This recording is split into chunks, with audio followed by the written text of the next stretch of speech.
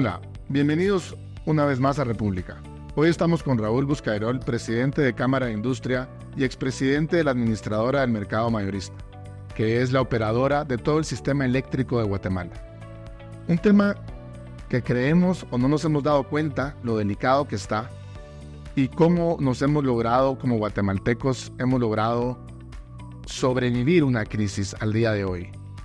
Yo vengo de estar en Mérida, México. Estuve también en otros países de Centroamérica, en donde ya en todos lados están habiendo apagones. Esto se debe, en primer lugar, a la fuerte sequía que está habiendo, pero también al incremento que ha habido en todas estas regiones del consumo de energía. Y Guatemala todavía no hemos sufrido eso. Y creo que es muy importante que entendamos el por qué. Y para eso hoy nos acompaña Raúl Buscairol. Raúl, ¿cómo estás? ¿Qué tal, Rodrigo? Buenos días, gracias por tenerme acá. Raúl, el sistema eléctrico nacional es un tema políticamente muy delicado, hay muchísima gente, hay políticos hoy que están en el gobierno, que han dicho muchas veces que el sistema que el modelo es nefasto, que el sistema habría que nacionalizarlo, pero bueno, habemos otros que creemos que es todo lo contrario, y yo creo que este es un momento muy importante. Estamos probablemente en una de las sequías más prolongadas de los últimos 20 años, 30 años que hemos vivido.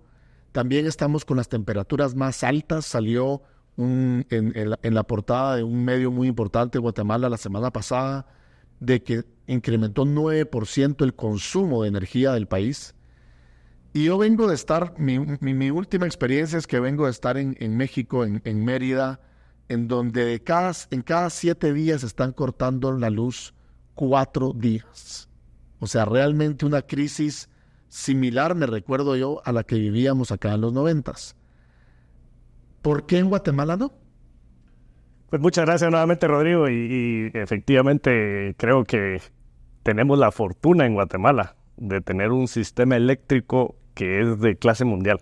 O sea, realmente nuestro modelo, lo que se hizo en 1996 cuando se pasó la Ley General de Electricidad, realmente hoy estamos viviendo pues esos beneficios, esos frutos de esa buena visión que se tuvo en su momento. Y no nos olvidemos que esa visión de cambiar el modelo que se tuvo en 1996, básicamente lo que hizo fue quitar el monopolio que tenía el Estado del sistema eléctrico y lo abrió a la competencia. El Estado se convirtió en ese momento en un agente más, en un participante más, pero se crearon las condiciones para que pudiera en el país existir inversión privada en generación, transmisión y distribución eléctrica. Y eso se dice fácil, pero hoy estamos viviendo los beneficios de ese modelo exitoso. Y, respondiendo a tu pregunta concreta, obviamente estamos pasando un fenómeno climático del Niño en donde no ha llovido. Y países como los nuestros, donde la generación en esta época es principalmente hidroeléctrica, empieza a haber estrés en el sistema y se acerca la demanda a la oferta. Yo diría que es un buen problema tener, porque al final el hecho que haya más crecimiento de la demanda, eso te demuestra de que estás industrializando el país, estás urbanizando el país, y por supuesto los efectos del calor que estás mencionando, pues hace que se requieran más ventiladores, aires acondicionados, etc. Pero es un buen problema porque está demostrado en el mundo que todos aquellos países donde el consumo eléctrico es más alto, el desarrollo humano también, están directamente ligados. Entonces tenemos un buen problema desde esa óptica y tenemos un sistema eléctrico que ha respondido. Guatemala, a diferencia de los otros países que mencionas que visitaste recientemente, nuestros vecinos han empezado a racionar, a tener apagones. Acá no lo hemos tenido, no tenemos un apagón general. Yo sé que a veces cuesta entender ese concepto porque, por supuesto, en algunos puntos específicos, por algún tema de distribución o transmisión, puede caer una rama en una línea y se va la luz un rato, pero eso no es un apagón general causado por la falta de generación. Guatemala lleva pues un mes de estar bajo un estado de emergencia que se le llama, que es algo que nuestra normativa faculta al administrador del mercado mayorista a tomar todas las medidas necesarias para garantizar el suministro, algo que hasta el momento se ha logrado y tal y como mencionás, todavía no hemos tenido ese racionamiento que nuestros países vecinos sí han tenido que empezar a aplicar lamentablemente. Y bueno, lo que dices de los apagones, eso fue otra cosa que me llamó la atención. Aquí cuando se nos va la luz, porque ese es, digamos, el término, ¿verdad? Sencillo de decirlo, pues estamos acostumbrados a que en 1 o 2 horas máximo regresa la luz, ¿verdad? Solo que estés en áreas rurales complicadas de llegar. Yo estaba en la ciudad de Mérida, se fue la luz 24 horas. O sea, 24 horas. Ahí sí ya se te arruinó todo lo que tenías en el refrigerador. Ahí sí, o sea, y eso también creo que tiene que ver con que cuando la luz es del Estado, pues no facturar 24 horas es irrelevante.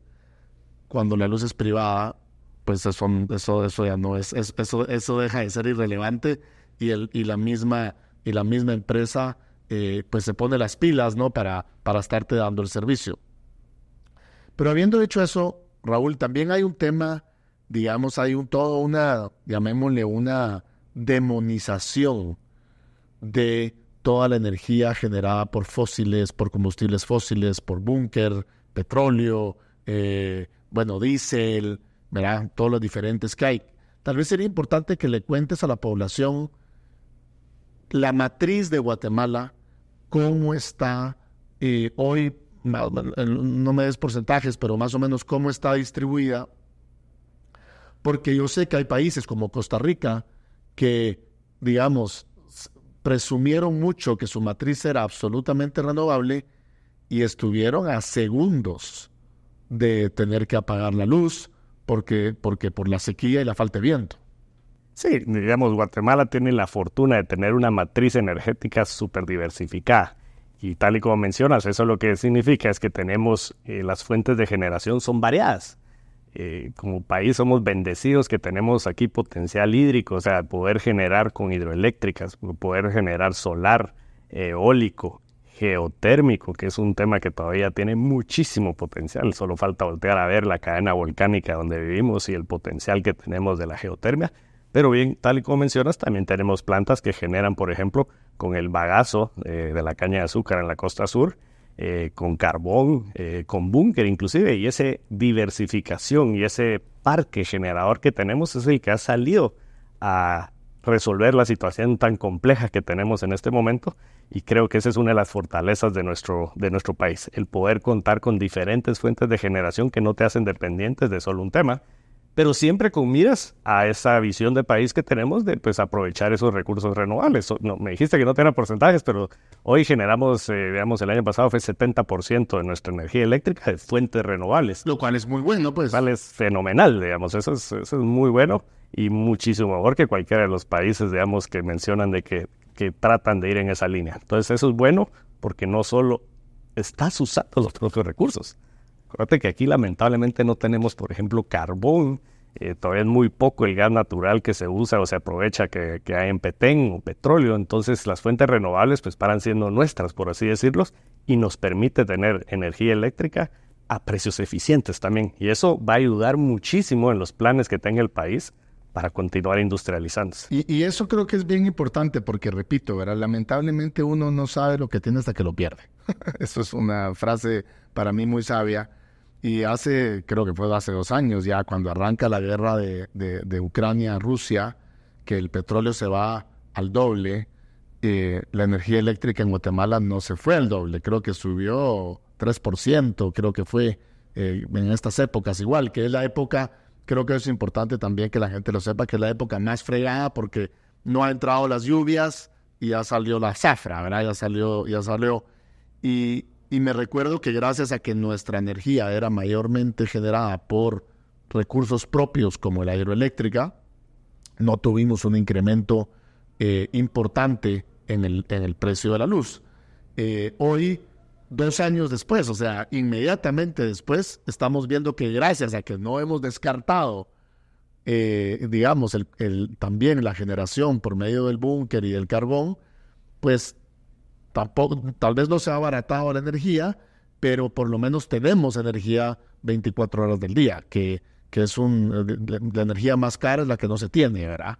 Entonces, habiéndote dicho eso, ¿qué ha pasado? Porque veníamos con veníamos hasta hace 10 años, 15 años, siempre siendo exportadores de energía, con un superávit de generación de la demanda. Había mucha construcción de hidroeléctricas. Habían algunas plantas, pero realmente la construcción de hidroeléctricas venía, pues, ahí sí que a todo vapor. Y eso paró. Llevamos 15 años, creo yo, de no ver, con algunas excepciones, de no ver primero una licitación importante. Entiendo que hubo una ahorita de 200 y pico de megas, pero hubieron 1,200 de oferta. O sea, la gente quiere invertir en el tema, y aún así estamos cortísimos. Entonces, ¿qué ha pasado con que ese modelo siga generando la oferta que el país va necesitando como demanda? Sí, efectivamente, digamos, el modelo ha sido muy exitoso en atraer esa inversión, como hablábamos, privada, y tal y como mencionás, las últimas licitaciones que se tuvieron grandes, que fueron por ahí en los años 2012, 13, 14, 15, la PEC 1, 2, 3, esas fueron las últimas grandes hasta la del año pasado, que fue la PEC 4.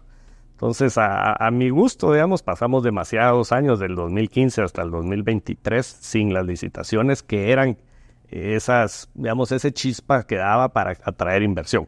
Entonces, tal y como mencionás, el interés en invertir en nuestro país es enorme. 250 megawatts que se solicitan y te ofrecen 1,500, son 6 veces más. O sea, hay interés. Y eso a pesar de los retos que claramente estás detallando, porque la conflictividad social que ha existido en muchas regiones del interior del país, pues, ahí sí que ahuyenta muchísimas de esos potencial. Hidroeléctricas va a ser muy difícil que tengamos inversión en el país si no arreglamos el tema de la reglamentación del convenio 169 de la OIT, las consultas a los pueblos indígenas como mecanismo de diálogo para poder realizar los proyectos. Esa es una tarea pendiente que se tiene, porque el día de hoy, al no existir ese reglamento claro, pues la certeza jurídica no existe. Realmente las reglas del juego no están claras. Y lo mismo se podría mencionar, Rodrigo, en cuanto a las líneas de transmisión, porque siempre pensamos solo en la necesidad de más generación, pero de nada sirve tener más generación si no la puedes llevar esa energía eléctrica de donde se está generando a donde se está consumiendo.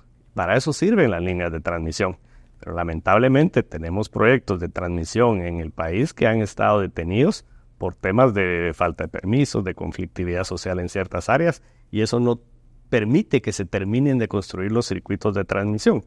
¿Qué va a pasar con eso? ¿Qué sucede al no tener circuitos de transmisión que tengan redundancia? Por ejemplo, empieza a sufrir la calidad de la energía. Entonces, esos casos puntuales que estamos hablando no deberían de suceder.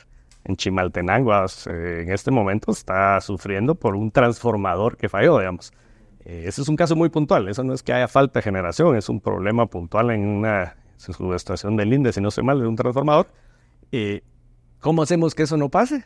Teniendo redundancias, tenemos más inversión en líneas de transmisión, anillos, circuitos alternos, en fin.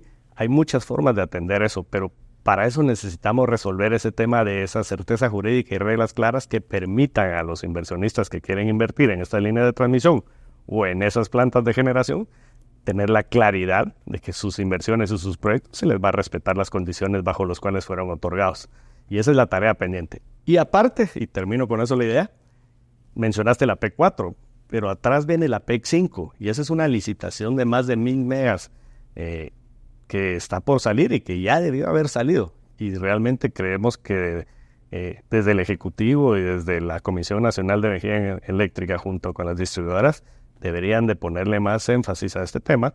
No sé si el hecho que sea tan grande es lo que les está costando sacarla. Tal vez hay que pedacearla y hacer licitaciones más pequeñas. Ya la PEC 4 demostró. O sea, si asignaste 250 megas de 1,500, quedaron ahí 1,250 con interés de invertir en el país.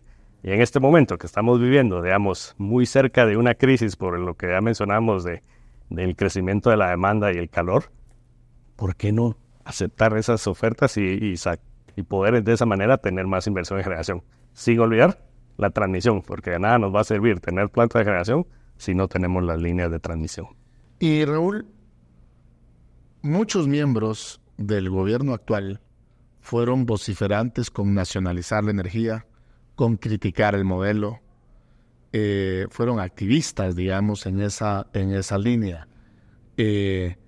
Ustedes como Cámara de Industria, pues obviamente son la cámara que aglutina a la mayor cantidad de consumidores de energía de este país, a los más potentes consumidores de energía de este país, y a los que, digamos, llevándolo a desarrollo económico, a los que más les afectaría si esto no camina como debe ser en los siguientes semanas, meses, años, porque es importante hacerle ver a la gente que entra la licitación, pero los parques, o sea, la energía que se licita entra al sistema 3 años después. Depende de qué tipo de tecnología sea. Digamos, una inversión en plantas solares podría ser más rápida que una inversión, supongamos, viniera en una hidroeléctrica, por ejemplo. Pero sí, no es inmediato. No es inmediato. Por rápido te va a tomar 2-3 años fácil. ¿Verdad? ¿Han tenido ustedes acercamientos con el gobierno actual? ¿En qué posición está el gobierno actual? ¿Va a ser un promotor de certeza jurídica y de desarrollo y digamos, de fortalecimiento del modelo, o temen que pueda ser un problema y que estén en una posición todavía de activistas? Antes de contestar la pregunta concreta, te aclaro, como Cámara de Industria, aparte de representar, por supuesto, a los industriales grandes, también representamos a los industriales pequeños, medianos y micro, que son todos los que necesitan y consumen energía eléctrica. Aparte de contar también, aparte de quienes consumen energía, entre nuestros socios están quienes la generan, quienes la transportan, quienes la distribuyen y quienes la comercializan. Entonces están como las 5 patas de la mesa que conforman el sector eléctrico. Entonces creo que es importante hacer esa aclaración, porque nuestra visión realmente es de un mercado eléctrico que tiene que ser sostenible y eficiente en el tiempo, digamos, no favorecer a una de las patas, sino realmente hacerlo sostenible. Y totalmente en línea de que se requiere energía eléctrica para el desarrollo humano. Entonces eso los hace en industria, comercio, hogares, y todo el mundo necesitamos energía eléctrica, y como Cámara de Industria vamos a velar porque ese modelo continúe siendo tan exitoso como ha sido hasta el momento. En relación a tu segunda consulta, acercamiento con las autoridades, sí, por supuesto, hemos mencionado la importancia, por ejemplo, de lo que te mencionaba, la reglamentación del convenio 169 de la OIT. Hemos mencionado la importancia en diferentes reuniones de las licitaciones para poder atraer esa generación y transmisión, porque acuérdate que bajo la sombría del Ministerio de Energía y Minas como ente rector del sector están los planes de expansión de la generación y están los planes de expansión de la transmisión. Entonces también hay licitaciones para el tema de la transmisión eléctrica. Y por supuesto hemos obviamente trabajado de la mano para poder ser parte de la solución y enfatizar la urgente necesidad de atender esos 2 temas para que nuestro modelo continúe siendo tan exitoso como ha sido. ¿Qué receptividad ha tenido? Pues yo creo que entienden, digamos, la necesidad. Posiblemente no a la velocidad que uno quisiera el actuar, digamos. Yo creo que hemos logrado hacer conciencia de la importancia. De lo último que escuché, la licitación esta PEC 5 posiblemente la sacan para fin de año, acompañada también de una licitación de transmisión. Ojalá sea así.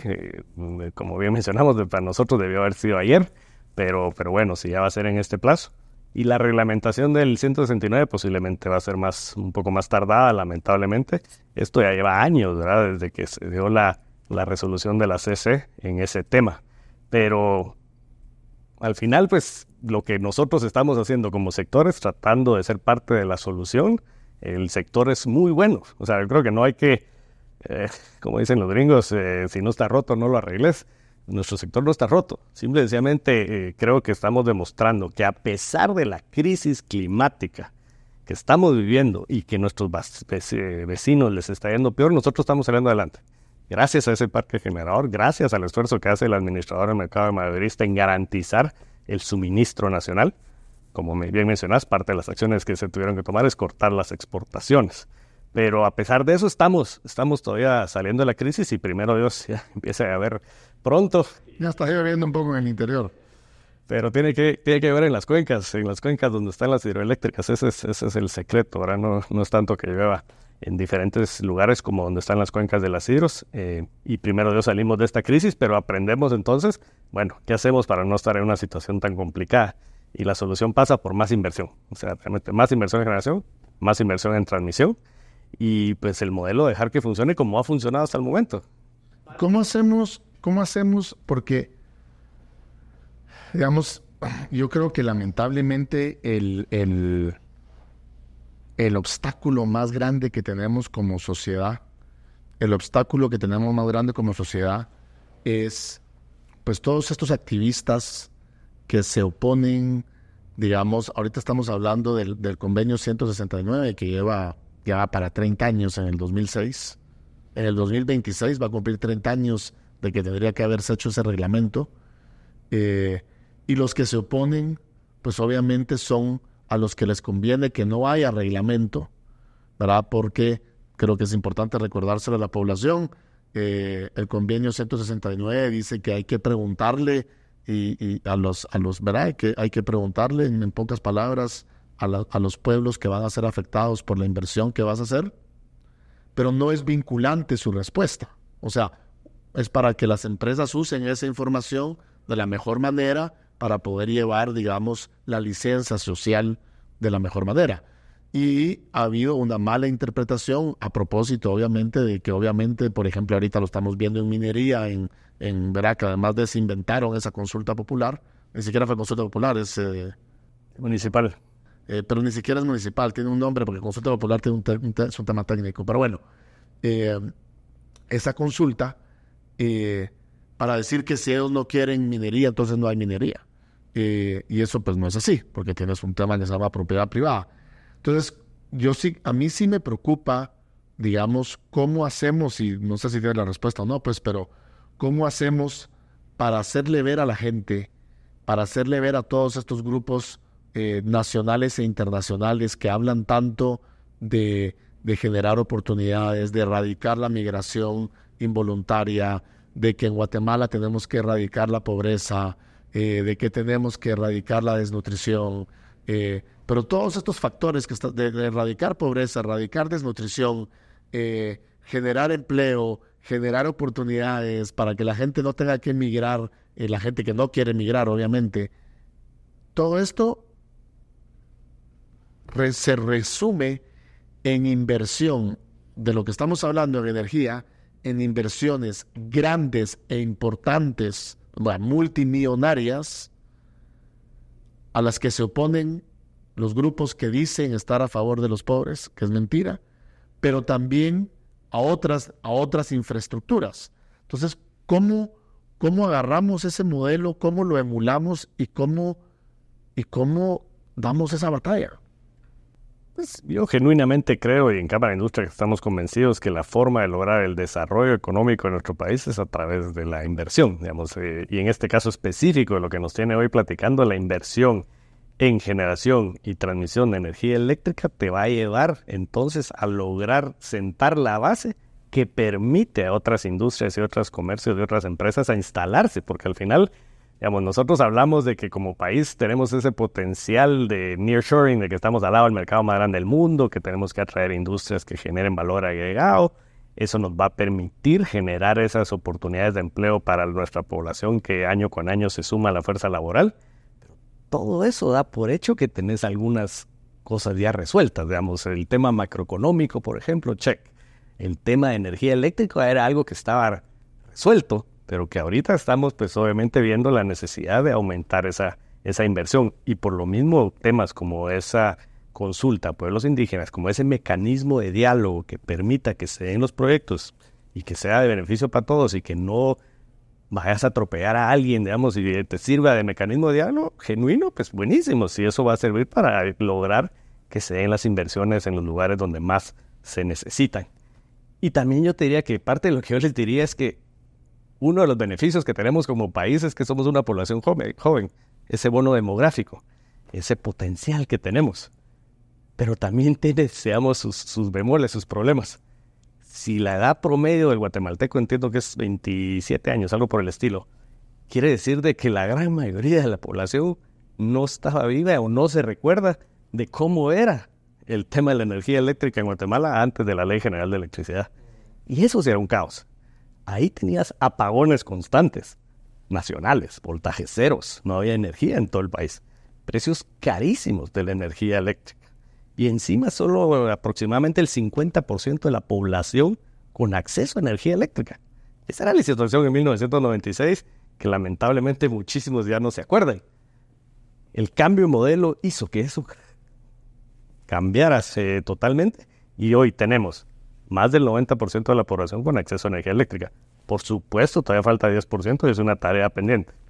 Tenés generación que logra cubrir en momentos más críticos como el de ahorita la necesidad del país. Y tenés precios pues, relativamente eficientes y competitivos versus tus vecinos. Entonces realmente es un modelo exitoso. Eso mismo, que funciona bien, es lo que hemos estado mencionando cuando decimos que hay que hacer un cambio de modelo en otros sectores que hoy siento yo que están viviendo lo mismo que se vivía en electricidad en los 90s. El tema de infraestructura, de construcción de carreteras, de puertos y demás, son monopolios que hoy tienen el Estado que realmente han demostrado que ya caducaron, que no funcionan. Entonces yo, más que hablar, digamos, de qué poder hacer, es cómo copiamos lo que funcionó también en el sector eléctrico en otros sectores. Y la receta no es tan difícil. Se logró atraer inversión a través de un marco jurídico estable que daba la certeza jurídica para esas inversiones. Bueno, está clarísimo que el modelo del sistema eléctrico de Guatemala ha sido exitoso. Está clarísimo que ha funcionado incluso para las dos, ¿verdad? Para un incremento internacional como lo que causó la guerra de Ucrania-Rusia, pero también para un tema climatológico como el que estamos viviendo hoy en día. Y escuchaba ayer un podcast muy importante entre Iván Duque y Axel Kaiser que decía, hay que defenderlos para que la gente los defienda. O sea, hay que promover, digamos, la calidad de lo que tenemos para que la gente lo defienda. Porque en el momento en que la gente no le ve valor a la institución, es cuando los políticos las destruyen, ¿verdad? Y eso tal vez sería una reflexión que te dejo, que como sistema deberían de invertir un poco de dinero y de recursos en que la gente entienda esto que estamos hablando. Porque para nosotros es fácil entenderlo. Primero vivimos la crisis de los 90s. Segundo, entendemos la diferencia entre generar con hidroeléctrica, con búnker. Pero la gente, digamos, que está en otros temas, no, ¿verdad? No tiene ni por qué entenderlo, ellos solo saben. Ellos lo único que quieren es apachar el botón y que se prenda la luz o que la refrigeradora enfríe, ¿no? Entonces, creo que tenemos, o sea, y tal vez mi última pregunta sería, ¿cómo replicamos o cuáles serían las 2-3 características del modelo de energía eléctrica que tú le pondrías a los otros modelos que necesitamos? Puertos, aeropuertos, carreteras, porque es lo único que va a sacar a la gente de la pobreza, de la desnutrición. Estuve ahorita hace poco, me presentaron una organización internacional que supuestamente batalla contra la desnutrición. Llevan 52 años en Guatemala, se gastan el equivalente a $45 millones al año, y la desnutrición en Guatemala no se ha reducido más del 1% en los últimos 25 años. O sea, definitivamente no funciona todo lo que es paliativo. O sea, querés sacar a los niños de la desnutrición, darle trabajo a los papás para que tengan dinero en la bolsa, y sobre todo si además de logras que se urbanicen, pues todo eso te conlleva a mejores hábitos. ¿Cuáles serían esas 2-3 características que tú le darías a todos a que se pudieran replicar en los diferentes modelos que se necesitan? Pues yo terminaría diciéndote que primero, como guatemaltecos, deberíamos de sentirnos muy orgullosos del sistema eléctrico que tenemos y que el modelo ha funcionado. El hecho que estemos en una crisis, en un estado de emergencia ahorita, pero que hayamos logrado hasta el momento sobrepasarla, da indicaciones de que estamos haciendo lo correcto. Y como dicen, nadie es profeta en su tierra, pero cuando uno viaja a los demás países de la región, hablan de nuestro modelo eléctrico como el que quieren copiar, como el que y vienen a capacitarse aquí para entender qué es lo que hicimos.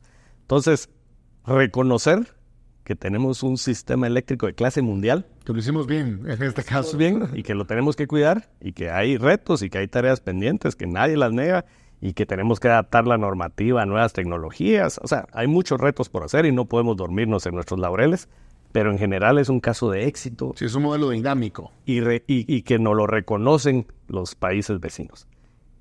Eso, replicarlo a otras áreas críticas que necesita el país para salir adelante, como el tema de infraestructura, yo te diría que, por ejemplo, la ley de infraestructura vial que se está discutiendo en el Congreso toma muchos insumos que son muy parecidos de la Ley General de Electricidad. Entre ellos, crear esas condiciones que permitan a empresas a participar de una manera diferente en la inversión que se puede hacer en infraestructura, en carreteras. Con el tema de los puertos. Estamos viendo una crisis tremenda en los puertos, con muchísimas complicaciones, barcos fondeados esperando a ser atendidos, atrasos que le restan competitividad y productividad al país. ¿Cómo podemos solucionar eso? Abriendo la inversión, por ejemplo, terminales portuarias privadas, especializadas, que puedan operar para poder descongestionar un poco los puertos. Y repito, esto no es nacionalizar, es permitir que hayan inversiones. No es privatizar. No es privatizar. Es permitir que existan otras inversiones privadas, pero para eso les tenés que dar un marco, esa certeza jurídica, que es la que creo que ha funcionado muy bien en el sector eléctrico. Tenés instituciones sólidas, fuertes, que resguardan el comportamiento del sector, y eso da los mensajes correctos para que venga la inversión, y esa inversión es la que ha logrado entonces lo que hoy estamos viendo. Si eso lo pudiéramos replicar para la construcción de carreteras, para los puertos que necesita el país, inclusive para los aeropuertos, eso va a sentar las bases para realmente lograr ese desarrollo económico que queremos como guatemaltecos. Nosotros nos damos por servidos porque el país ha crecido 3.5% en los últimos 20 años. Eso no es suficiente. No es el doble. Y no solo no es suficiente, sino que este país tiene el potencial de crecer el doble. Y muchos estudios lo que te demuestran es que lo que ha frenado ese crecimiento económico es esa falta de inversión en infraestructura que hemos tenido. Y como bien decía Einstein, al final la definición de la locura es hacer lo mismo y pretender obtener resultados diferentes. Y por lo mismo insistimos que hay que hacer algo diferente. Y por ahí pasa ese posible cambio de modelo que permita entonces que realmente se den las inversiones, que va a permitir que como país tengamos ese desarrollo económico del cual tenemos el potencial. Bueno, pues muchas gracias, Raúl. Muchísimas gracias por habernos acompañado el día de hoy. Sé que este no era un tema probablemente coyuntural que la gente hubiera esperado que tocáramos, pero exactamente no es coyuntural gracias a que tenemos un buen modelo. En condiciones como nuestros países vecinos, estaríamos hoy con apagones, estaríamos hoy realmente teniendo problemas serios como país si no tuviéramos el modelo eléctrico que tenemos. Y eso nos obliga como guatemaltecos a tener que defenderlo, porque lo que no defendemos la población, lo que no defendemos los ciudadanos, los políticos, lamentablemente la mayoría de veces lo arruinan. Y eso es lo que no debemos permitir en esta ocasión y en este tema en particular. Lejos de que arruinen y de que trastoquen el modelo eléctrico, ver cómo lo podemos replicar para resolver otros problemas estructurales que tiene el país, como los que mencionó Raúl. Muchísimas gracias y nos vemos en una próxima.